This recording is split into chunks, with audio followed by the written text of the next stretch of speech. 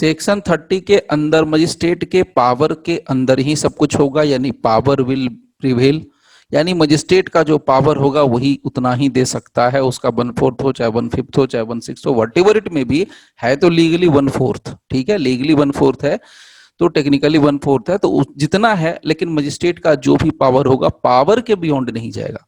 It means power जो होगा magistrate का वो प्रिवेल करता है।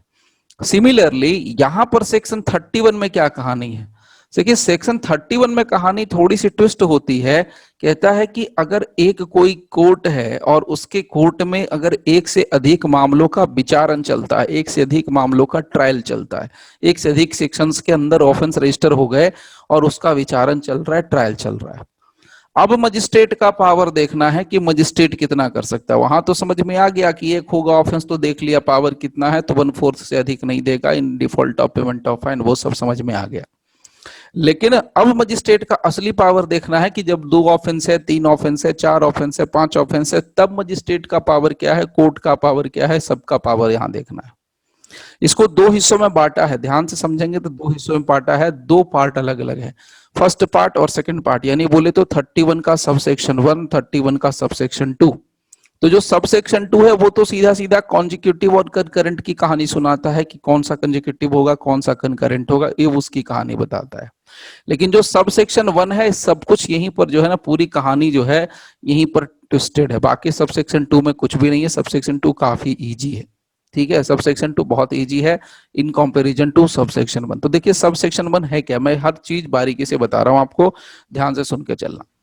तो हम लोग जरा सा शॉर्टकट में एक छोटा सा बेयर रीडिंग करते हैं, जो कल हम लोगों ने किया था, आज उसको फाइनल कर देंगे।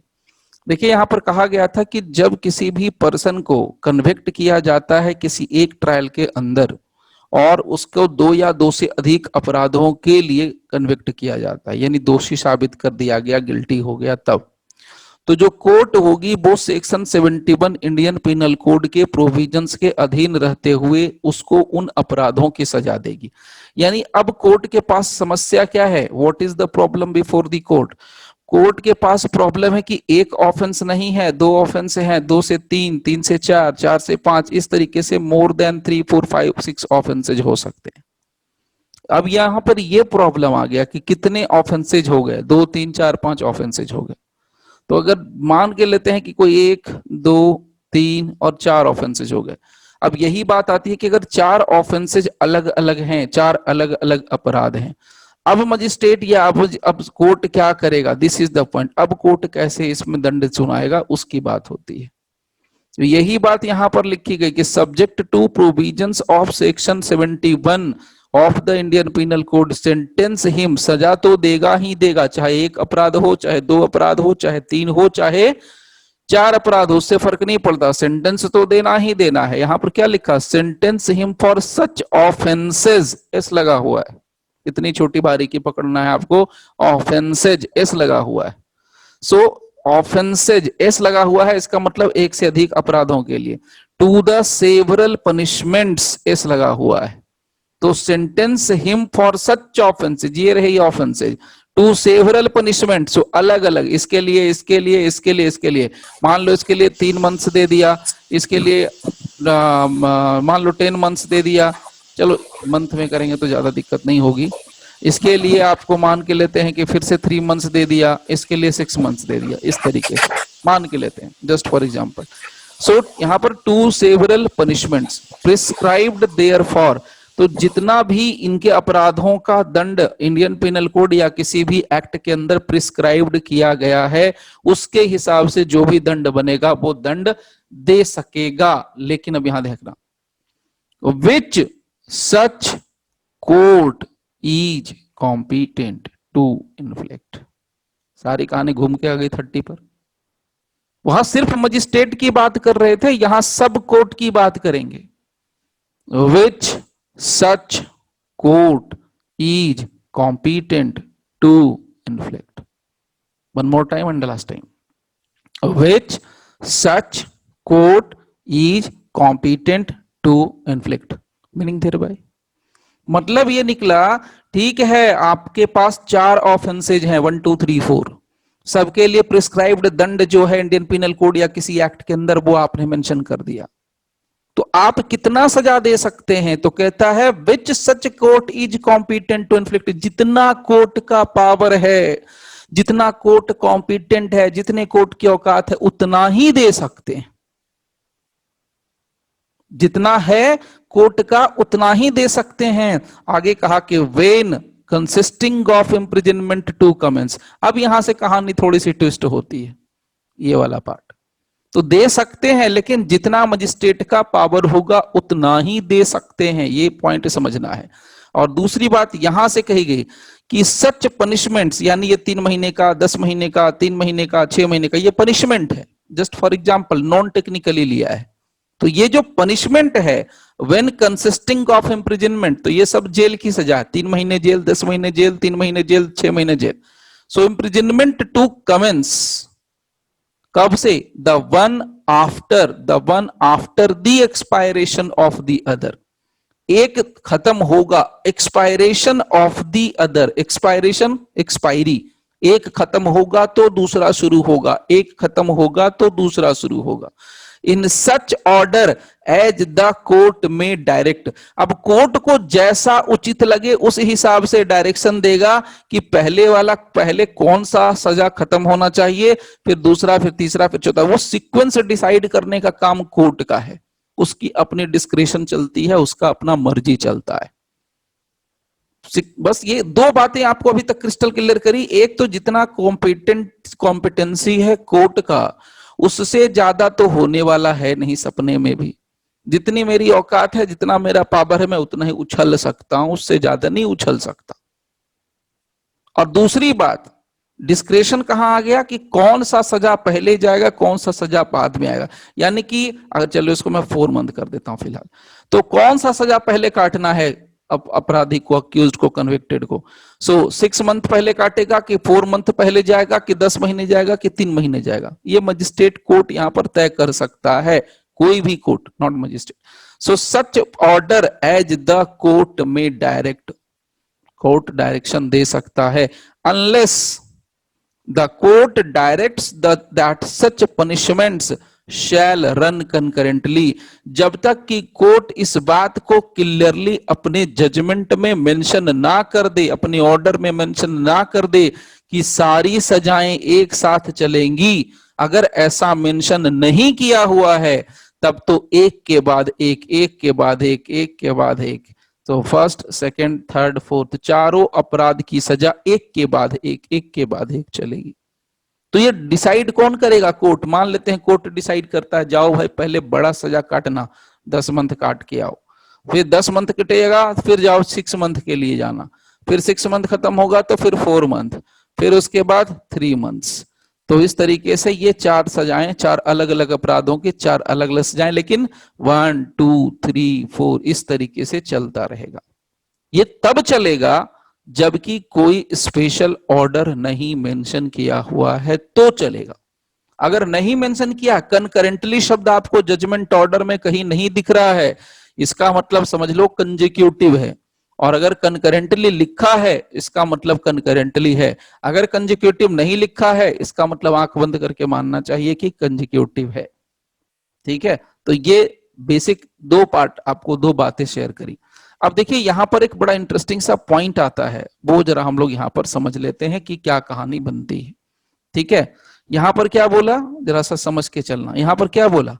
व्हेन कंसिस्टिंग ऑफ इम्प्रिजनमेंट, यानी कि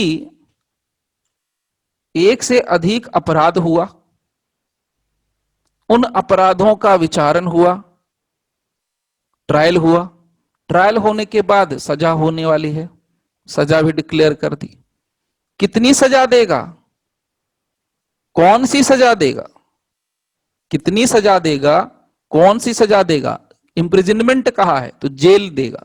कितना जेल देगा, कौन सा जेल देगा, कौन सा जेल, कितना, रिगरस, सिंपल। क्या इंप्रिजनमेंट शब्द के अंदर, मेरा क्वेश्चन ये है कि इंप्रिजनमेंट यहां पर बड़ा एक छोटा सा शब्द दिख रहा है, अकेला बेचारा सा लग रहा होगा। ये इंप्रिजनमेंट जो कारावास होता है, क्या इम्प्रिजनमेंट के अंदर हम आजीवन कारावास को कैलकुलेट कर लेंगे? मान लें कि सेक्शन 31 में आजीवन कारावास की भी बात की गई है या नहीं की गई है अंडर सेक्शन 31। क्या ये ऐसा है? इसमें हम इम्प्रिजनमेंट के अंदर आजीवन कारावास यानी इम्प्रिजनमेंट फॉर लाइफ को कैलकुलेट कर लें, प्रिज्यूम कर लें, मान लें या नहीं माने? No sir. नहीं माने? No sir. क्यों नहीं माने सर? लॉजिक? तो वो प्रोवाइडेड में दिया हुआ ना कि for not longer period than 14 years. तो प्रोवाइडेड में दिया है नॉट लॉन्गर देन 14 ईयर्स, हो तो कैलकुलेट करने से। लेकिन अगर मेरे को सजा देनी है आजीवन कारावास तो मैं क्यों नहीं दूंगा भाई? यहाँ कोर्ट है, मान लीजिए मैं सेशन कोर्ट हूं और देख रहा हूं कि मेरे सामने मर्डर का मैटर आया है, तो मैं उसमें आजीवन कारावास देना है तो क्यों नहीं दूंगा भाई? क्या प्रॉब्लम क्या है मेरे को आजीवन कारावास देने में? What is the big deal? What is the problem? Where is the problem? ये क्वेश्चन निकलेगा यहां से। अभी तो लग रहा हो कि सब कुछ चंगा है, सब निकल जाएगा, पार हो जाएगा, 31 खत्म। आप लोगों के सामने प्रॉब्लम रेज किया है, आप ही लोग आंसर दे सकते हो। एक ने कहा कि सर नहीं इंक्लूड करेंगे, बाकियों का क्या राय है? फटाफट जल्दी से, अगर कोई आप लगा सकते हो एक्स्ट्रा माइंड तो लगाओ। What is the meaning of the term imprisonment under section 31 of the CrPC? पूछता है वेदर इट इंक्लूड्स लाइफ और imprisonment, life sorry imprisonment for life, whether it includes imprisonment for life. क्या ये आजीवन कारावास, ये कारावास की बात करता है, जेल की बात करता है, तो आजीवन कारावास को इंक्लूड करें कि नहीं करें? सर इम्प्रिजमेंट तो लाइफ इम्प्रिजमेंट को इंक्लूड नहीं करता सर। देखिए एक्चुअली सर पहली बात ये जान लीजिए कि इम्प्रिजनमेंट जो शब्द लिखा है, इम्प्रिजनमेंट जो शब्द लिखा है, जो वर्ड इम्प्रिजनमेंट है, इसमें लाइफ इम्प्रिजनमेंट इंक्लूड होता है, इम्प्रिजनमेंट फॉर लाइफ इंक्लूड होता है। तो लिख लेना imprisonment would include, imprisonment would include the sentence, the sentence, यही सब बारीकी सीखनी होती है, of imprisonment for life, imprisonment for life. और ये बात मैं भी कह रहा हूं, अगर आप पढ़ेंगे सावधानी से समझने की कोशिश करेंगे तो भी आप समझेंगे। भाई इसको समझने की कोशिश करो। मैं कोई अभी इस पे कोई केस लॉ नहीं आपको रेफर कर रहा हूं, सिर्फ अपना जनरल माइंड लगाने के लिए कह रहा हूं। आपके पास जो जनरल माइंड है उसको लगाना है, कोई रॉकेट साइंस नहीं लगाना है। इसमें कुछ कहा ही नहीं है। आप बड़े ऑफेंस सोच लो ना, बड़े ऑफेंस सोच लो, सोच लो कि रॉबरी हुआ, मर्डर हुआ, सोच लो रेप हुआ, मर्डर हुआ, ये भी आप मान सकते हो डकैती विथ मर्डर हो गया, किडनैपिंग विथ मर्डर हो गया, तो क्या होगा? रेप विथ मर्डर है, रॉबरी विथ मर्डर है, डकैती विथ मर्डर है, किडनैपिंग विथ मर्डर है, तब क्या होगा? आपको तो दो सेक्शन मिल गए ना, रॉबरी का भी मिल गया, मर्डर का भी मिल गया, रेप का भी मिल गया, मर्डर का भी मिल गया, डकैती का भी मिल गया, मर्डर का भी मिल गया, तो दिक्कत क्या है आपको? तो आपके यही तो कह रहा है कि एक ट्रायल होगा और उसमें दो या दो से अधिक अपराधों का विचारण होगा, तो दो ऑफेंसेज आपको दिख तो रहे हैं, एक मर्डर दिख रहा है, एक रेप दिख रहा है, एक मर्डर दिख रहा है, एक रॉबरी दिख रहा है, एक मर्डर दिख रहा है, एक डकैती दिख रहा है, एक मर्डर दिख रहा है, एक किडनैपिंग दिख रहा है, तो दो या दो से अधिक अपराध भी तो दिख गए। अब यहां पर क्या बोला? कोर्ट में subject to the provision of section 71। अभी 71 का भयंकर ऑपरेशन करेंगे, टेंशन मत लीजिए, भयंकर वाला ऑपरेशन कर देंगे। 71 है क्या, बहुत तकलीफ देता है कि क्या है 71, वो भी मैं करने वाला ऑपरेशन, सो डोंट वरी। तो बहुत बार कह रहा है कि सेक्शन 71 के बाउंड्री लाइन को तुम क्रॉस नहीं कर सकते हो। सेक्शन 31 कहता है कि बाउंड्री लाइन को तुम क्रॉस नहीं कर सकते हो। क्या है सेक्शन 71? लेट्स सी, थोड़ी देर में देखेंगे। चलिए इसको छोड़ो, यहां पर 71 को छोड़ो, हटाओ। लेकिन उसके बाद देखो, मैंने क्या बोला? रॉबरी प्लस मर्डर है, डकैती प्लस मर्डर है, किडनैपिंग प्लस मर्डर है, रेप प्लस मर्डर है। अब क्या हो गया? सेंटेंस तो दे ही सकते हैं प्रभु, सेंटेंस ही, सजा तो आप सुना ही सकते हैं। रॉबरी प्लस मर्डर, डकैती प्लस मर्डर, इसमें सच ऑफेंसेज, ऑफेंस तो बता ही दिया, robbery murder to the several punishment, several punishments हो सकते हैं, रॉबरी का अलग, मर्डर का अलग कर सकते हैं आप। प्रिस्क्राइब्ड देयर फॉर, तो प्रिस्क्राइब्ड देयर फॉर रॉबरी के लिए क्या है, मर्डर के लिए क्या है, दंड तो आपको पता ही है। मर्डर के लिए 302 के अंदर पनिशमेंट है क्या, फांसी और आजीवन कारावास। तो आ तो गया आजीवन कारावास, अब क्या कर सकते हैं, भगा थोड़े देंगे, छोड़ थोड़े देंगे उसको कि ना भाई यहाँ इम्प्रिजनमेंट का मतलब लाइफ इम्प्रिजनमेंट या इम्प्रिजनमेंट फॉर लाइफ इंक्लूड नहीं होता है इसलिए हम नहीं देंगे, ऐसा थोड़े है। तो प्रिस्क्राइब, देखिए क्या लिखा है, इसको वर्ड वर्ड को सीख जाओ। मैं ये कहता हूँ सिर्फ हमारे साथ रह के एक चीज सीख जाओ कि भैया क्या है ये। आगे आप कोई भी एक्ट पढ़ोगे तो आपको कभी लाइफ में, मैं बोल रहा हूँ गारंटी के साथ, कि दिक्कत नहीं होगी, प्रोवाइडेड कि आप सीख जाओ। Punishment prescribed therefor, punishment prescribed therefor, जो पनिशमेंट प्रिस्क्राइब्ड फॉर मतलब जो अपराध किया है अपराधी ने, अपराध का दंड। तो पनिशमेंट दंड, प्रिस्क्राइब्ड जो दिया गया है, निहित है। देयर फॉर मतलब अपराध के लिए। मैंने कहा तो कि रेप किया उसका दंड, मर्डर किया उसका दंड, डकैती करी उसका दंड, मर्डर किया उसका दंड, किडनैपिंग करी उसका दंड, मर्डर किया उसका दंड। तो आ तो गया पनिशमेंट प्रिस्क्राइब्ड देयरफॉर। तो पनिशमेंट क्या प्रिस्क्राइब्ड है, आईपीसी में देखो जाके क्या पनिशमेंट प्रिस्क्राइब्ड है, चाहे फर्स्ट शेड्यूल में देखो जाके क्या पनिशमेंट है। Which such court is competent to inflict, अगर वो सक्षम कोर्ट है, वो कोर्ट, वो न्यायालय सक्षम है देने के लिए दंड, तो कहा, तो इसका नहीं मतलब कॉम्पिटेंसी तो आएगा ही आएगा, तो उस कोर्ट की कॉम्पिटेंसी देखी जाएगी। अब मैंने पहले बोल दिया सेशन ट्राइबल मैटर है, सेशन कोर्ट है, तो सेशन कोर्ट तो कॉम्पिटेंट है as per the section power of court 28 CrPC. तो वो तो फांसी की सजा दे सकता है, आजीवन कारावास भी दे सकता है, दोनों दे सकता है, तो ये भी बता दिया। तो इसका मतलब क्या, सीधा सा लॉजिक है कि जहां पर आजीवन कारावास होगा, क्या शब्द को समझो, सिर्फ सुन के पार नहीं करना, आजीवन कारावास। इम्प्रिजनमेंट मीन्स जेल होता है, जेल। फॉर लाइफ, लाइफ मतलब जीवन, जिंदगी, जिंदगी के लिए कारावास, पूरी जिंदगी के लिए कारावास। इम्प्रिजनमेंट मीन्स कारावास यानी जेल, और फॉर मीन्स के लिए, लाइफ मीन्स लाइफ। तो जिंदगी के लिए कारावास, पूरी जिंदगी के लिए, ताउम्र, सारी जिंदगी। तो जब किसी अपराध का दंड भैया आजीवन कारावास है, जेल की सजा सारी जिंदगी है, तो हम क्यों नहीं बोलेंगे कि इम्प्रिजनमेंट का मतलब आजीवन कारावास भी इंक्लूड होता है? क्यों नहीं हम बोलेंगे कि इम्प्रिजनमेंट फॉर लाइफ भी यहां इंक्लूड होता है? तो ये लॉजिक अपने दिमाग से लगाएं तो भी सही है। मैं आपको टेंशन नहीं लेने दे रहा हूं, आपको इसके लिए सपोर्टिंग केस लॉ दे रहा हूं। केस लॉ का नाम है लाइफ कन्विक्ट बंगाल, लिख लेना इस केस का नाम, life convict Bengal versus BK Srivastava. Cases को थोड़ा थोड़ा याद करते रहना, देखते रहना एक एक नजर, तो आपको याद रहेगा कि अच्छा ये केस इस जगह है, बहुत बार केस रिपीट होने वाला है। So life convict versus BK Srivastava, AIR 2013, बहुत पुराना नहीं है, 2013, सुप्रीम कोर्ट 1163। इसके अलावा एक और केस है बिहार का, सानुल्ला, सानुअल्ला, SANU, सानू अल्लाह, AULLAH है, सनुल्ला, क्या पढ़ते हैं, पढ़ सकते हो, पढ़ लो। Khan versus state of Bihar. कोशिश देखिए, जो चतुर लोग होते हैं या जो मेहनती लोग होते हैं ना, वो क्या करते हैं, स्टेट देख करके ना साइटेशन लिखते हैं। ये भी मैं आपको ट्रिक सिखा रहा हूं।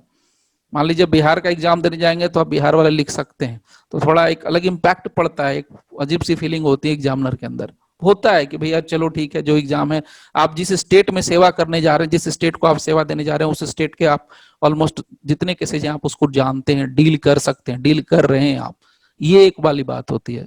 कुछ समथिंग डिफरेंट फीलिंग, ये कोई बताएगा नहीं, ये छोटी छोटी बातें कोई नहीं बताएगा। सब आपको सिर्फ ये बताएंगे भाई हमने तो 1 साल तैयारी करी, हमारा तो निकल गया। मैं आपको बताऊंगा, आप हंसोगे भी और रोगे भी, दोनों बातें। फैक्ट फैक्ट बता रहा हूँ। एक लड़का कल या परसों उसने कानपुर से फोन करा, बोलते हैं कि भाई मैं तो सर अभी पॉलिटिकल साइंस सेकंड ईयर हूँ, पॉलिटिकल साइंस यानी बीए कर रहा हूँ, बीए पॉलिटिकल साइंस, और मुझे लॉ करना है। अब सोचो कि वो बंदा 3 साल लॉ पढ़ेगा और अभी पॉलिटिकल साइंस सेकंड ईयर में, अभी उसके मतलब 2 साल ऑलमोस्ट बच रहे हैं, 3 साल तो अभी ग्रेजुएशन को लगेंगे, तो 3 साल उधर और 2 साल इधर, 5 साल सिर्फ लॉ ही पढ़ेगा। तो अगर वो कॉलेज में जाके टॉप कर जाए या बाद में जुडिशरी निकालने जाए, एक अटेम्प्ट में निकाल ले, तो कोई बड़ी ताज्जुब की बात नहीं होगी। लेकिन वो कभी नहीं किसी को बताएगा कि हाँ भाई मैंने तो यहाँ से कोचिंग करी, ये करा वो करा, मैंने सेकेंड ईयर से करना शुरू कर दिया था। वो तो बोलेगा भाई मैंने तो पढ़ा ही नहीं, मैं तो 6 महीने में पढ़ के बैठ गया हूँ। तो होता है इंसान के अंदर एक्स्ट्रा टैलेंट शो करने का, एक हम लोगों के अंदर वो चीज होती है, कीड़ा होता है। तो इसलिए किसी के इंटरव्यू पे मत जाना कि उसने 6 महीने में निकाला तो मैं भी निकाल लूंगा, वो 100 फीट की ऊंचाई से कूद सकता है तो नहीं, उसकी प्रिपरेशन देखो कि 100 फीट ऊंचा कूदने के लिए कितना उसने जंप कितने सालों पहले करना शुरू कर दिया था। इसलिए किसी की नकल के पीछे अकल नहीं खराब करना, आप जो हो ओरिजिनल हो, जेन्युइन हो, यूनिक हो, इस चीज को याद रखिए, ठीक है। Now so Sanaullah Khan versus state of Bihar, अब आया इसके साथ AIR 2013, सुप्रीम कोर्ट, क्या नाम है इसका, 52 है शायद, 52। अगर आप इसको SCC में भी लेंगे, SCC में है 2013 वॉल्यूम 3 SCC 52 ही है, ठीक है। तो आपको जो साइटेशन सही लगे ले सकते हैं। तो कहने का मतलब सीधा फंडा है, बहुत सारी चीजें यहां पर क्लियर कर रहा हूं, ध्यान से समझना, सब प्री के क्वेश्चंस आते हैं, ये सब इंक्लूड हो रहे हैं, यहीं पर सब सॉल्व होते जा रहे हैं। यानी इम्प्रिजनमेंट शब्द का मतलब जो होता है उसमें आजीवन कारावास इंक्लूड है, इसके अलावा फिक्स्ड टर्म जो होता है वो भी इंक्लूड है। अब देखिए एक नया क्वेश्चन निकल के आया कि हम जब कहते हैं इम्प्रिजनमेंट शब्द का मतलब सर इम्प्रिजनमेंट फॉर लाइफ, यानी आजीवन कारावास को हमने इंक्लूड कर दिया कि सारे जिंदगी, आजीवन सारी जिंदगी, कारावास, कारा मतलब जेल, वास मीन्स निवास, तो सारी जिंदगी जेल में ही निवास करना है। तो सारी जिंदगी जब जेल में ही निवास करना है तो सारी जिंदगी का मतलब क्या होता है, what is the meaning of सारी जिंदगी? ये सारी जिंदगी का चक्कर क्या है, ताउम्र का मतलब क्या है, सारी जिंदगी सचमुच में सारी जिंदगी, घुसे तो डेड बॉडी बाहर निकल के आएगी, या 10 साल में बाहर आ जाएंगे, 20 साल में बाहर आ जाएंगे, 14 साल में बाहर आ जाएंगे, क्योंकि आगे तो 14 ईयर्स लिखा है, IPC पढ़ोगे तो 20 ईयर्स लिखा मिलेगा। तो क्या मतलब है, आजीवन का मतलब क्या है, सारी जिंदगी का मतलब क्या है, इसका भी कॉन्सेप्ट क्लियर कर देता हूं। देखिए इसका भी कॉन्सेप्ट क्लियर क्या करना है, इस चीज को समझ लीजिए। पहली बात कि कोई भी बंदा जो ताउम्र सजा काट रहा है, आजीवन कारावास में है, इम्प्रिजनमेंट फॉर लाइफ में है, तो वो अगर ये सोचता है कि मैं 10 साल सजा काट लूंगा, 14 साल सजा काट लूंगा, 20 साल, नॉर्मली लोग जानते हैं इस सेक्शन के अंदर 14 ईयर्स लिखा गया है, इसीलिए 14 ईयर्स का कॉन्सेप्ट लोग पकड़ के बैठ जाते हैं।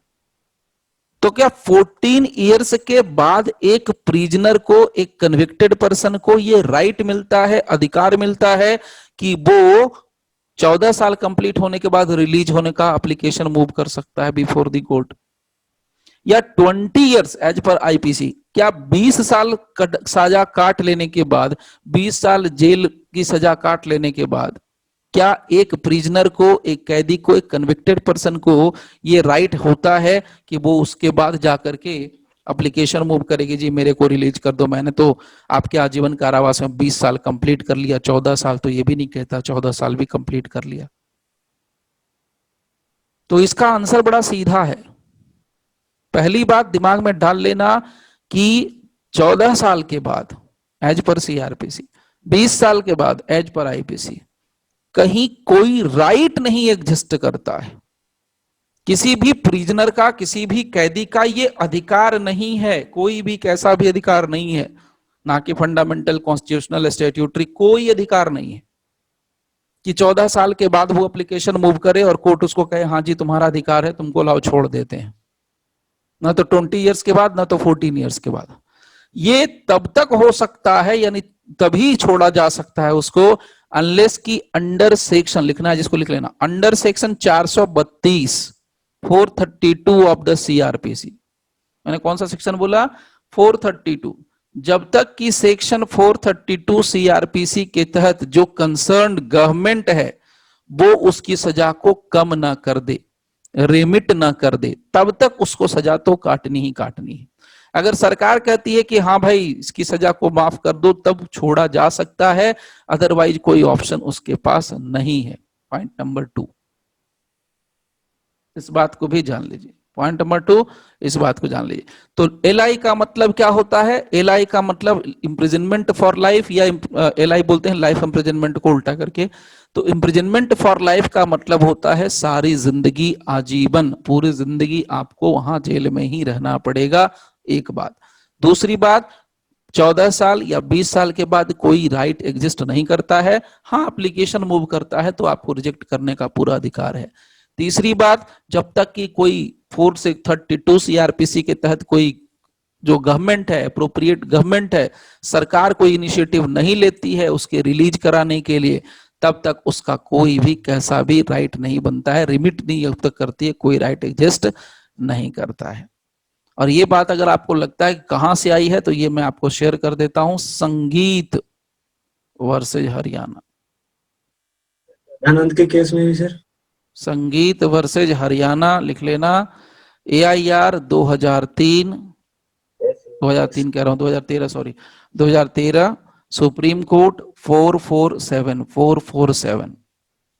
ये केस और भी जगह मिलेगा, 2015 में भी है ये केस, उड़ीसा का है, लिख लेना जिनको लिखना है, उड़ीसा का। दुर्योधन रावत, DOURARO, नाम ही बड़ा अजीब लिखते हैं लोग, Duryodhan रौत ROUT versus state of Orissa, ORIS ऐसे लिखा है भैया, ODSH नहीं लिखा है, तो मैं उसके लिए कुछ नहीं बोल सकता। 2015 वॉल्यूम 2 SCC 783। तो 3 पॉइंट्स आपको डिक्लेयर करे, तीनों पॉइंट दिमाग में डाल लेना, वही 3 पॉइंट इसके अंदर रिपोर्टेड है, यही 3 पॉइंट हेल्ड किया गया है। जो दो मोटी बातें आपको क्लियर करी, पहला कि इम्प्रिजनमेंट के अंदर आजीवन कारावास, इम्प्रिजनमेंट फॉर लाइफ इंक्लूड है। नंबर 2, इम्प्रिजनमेंट फॉर लाइफ का मतलब क्या होता है वो आपको डिटेल में बता दिया विद केस लॉ, दोनों केस लॉ के साथ बताए हैं। पहला वाला भी बताया, वो लाइफ कन्विक्ट वाला case, life convict BK Srivastava वाला वो, और दूसरा केस ये। तीसरी अब बात समझते हैं, इम्प्रिजनमेंट को भी पूरा अच्छे से ऑपरेशन कर देते हैं, जिंदगी में फिर दोबारा आपको पढ़ना नहीं पड़ेगा। तीसरी बात, इम्प्रिजनमेंट से रिलेटेड, अगर आपके पास 2 ऑप्शन है, 2 ऑप्शन मतलब 2 अपराध आए हैं, जैसे kidnapping plus murder, rape plus murder. चलिए मैं रेप प्लस मर्डर लेता हूं। क्यों मैं ले रहा हूं रेप प्लस मर्डर? क्योंकि रेप के अलग सजा है, मर्डर की अलग सजा है। रेप किया था, गैंगरेप किया था, उसके बाद मर्डर हुआ, तो गैंगरेप की सजा आज के डेट में क्या है आपको पता है, डेथ। और उसके बाद इधर मर्डर किया तो उसके लिए भी डेथ। लेकिन मजिस्ट्रेट ने क्या करा कि दोनों सजाओं में, कहता है मजिस्ट्रेट कह रहा हूं सॉरी, कोर्ट ने क्या करा कि दोनों में आजीवन कारावास दिया, यानी रेप में भी आजीवन कारावास और मर्डर के लिए भी आजीवन कारावास। तो सीधा सीधा फंडा ये है, सीधा सीधा क्वेश्चन ये है कि अगर दो इम्प्रिजनमेंट मिले, 2 कारावास, और वो भी आजीवन कारावास, अगर 2 आजीवन कारावास मिले, 2 लाइफ सेंटेंसेज मिले, तो उस कंडीशन में आप सजा को कैसे रन करवाएंगे, इधर कंजिक्यूटिवली और concurrently. What will be your order, क्या होगा आपका ऑर्डर? अगर 2 सजाएं हैं, 2 अलग अलग अपराध की सजाएं हैं, लेकिन दोनों सजा क्या है, आजीवन कारावास, तब क्या होगा? साथ साथ रन करेंगे, कंकरेंटली रन करेगा सर। कनकरेंटली रन करेगा। कोई रूल है या ऐसे ही आपने आपका डिस्क्रेशन इस्तेमाल करके बोल रहे हैं, या डिस्क्रेशनरी ले रहे हैं 31 के तहत? आंसर सही है, नो डाउट, 200% आंसर। आंसर का टेंशन मत लेना, प्री के आप पास कर गए, क्वेश्चन अगर प्री में आया तो पास कर गए, ठीक है, इसलिए टेंशन उसका नहीं लेना है। लिख लीजिए, if 2 life sentences are imposed, अगर 2 लाइफ सेंटेंस इम्पोज्ड हैं on the convict, necessarily court has to direct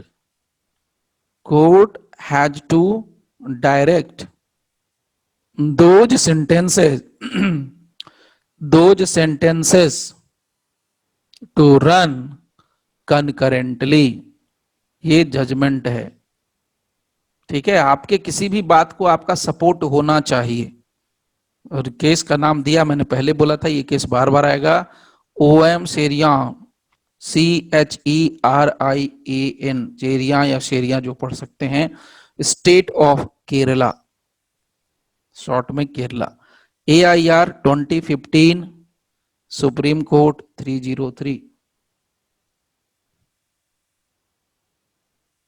और जो मैंने अभी आपको बात बताई कि इम्प्रिजनमेंट फॉर लाइफ का मतलब होता है सारी जिंदगी ताउम्र, उसका भी मैं सपोर्टिंग केस आपको दे देता हूं, so don't worry about that also. वो बहुत बार पूछा गया है आफ्टर 2016, 2016 का वो जजमेंट है, उसके बाद बहुत बार पूछा गया अलग अलग स्टेट्स के अंदर, इसलिए मैंने बोला बहुत बार पूछा गया। सीजे में बहुत बार पूछा है, एडीजे में भी पूछा है, तो ये एकदम कॉन्सेप्ट क्लियर कर दे रहा है। और ये रिसेंट केस है 2016 का, नाम है Muthu Ramalingam, MUTHU, Muthu Ramalingam, Muthu Ramalingam versus state, AIR 2016, supreme court 3340। ये रहा केस, मुथ्थू रामलिंगम, नाम भी ऐसा है कि आपको याद रह जाएगा, लिख लेना। सेंटेंस ऑफ इम्प्रिजनमेंट, मैं शॉर्टकट में लिख दे रहा हूं थोड़ा, for life implies imprisonment till end of normal life, imprisonment till the end of normal life, so normal life के अंत तक। हालांकि इसका बहुत लोग विरोध भी कर रहे थे, ह्यूमन राइट्स वाले अभी भी करते ही हैं, क्योंकि आज के डेट में, आज के टाइम पर आदमी इतना फ्रस्ट्रेटेड होता है, कहीं ना कहीं किसी किसी बात पे गुस्सा निकल जाता है, गुस्से में होता है। आज जो प्रोफेशनली करते हैं, जानबूझ के करते हैं, उसके केस में आपको नहीं देना चाहिए, ऐसा उनका तर्क है, उनका ऐसा प्ली है। खैर वो अलग बात है। सर नाउ इसको आप लिख लेना, मुथ्थू रामलिंगम वर्सेज स्टेट। तो ये बात भी आपका क्लियर कर दिया। अब देखिए, अब जो मैं आपको शेयर कर रहा हूं उसको आप जरा समझ लेना। ये पार्ट तो क्लियर है आपका। एक वर्ड था इम्प्रिजनमेंट, जिसको मैंने आपको ये सारी बातें, इससे जुड़ी हुई जो भी बातें थी वो सारी क्लियर कर दी।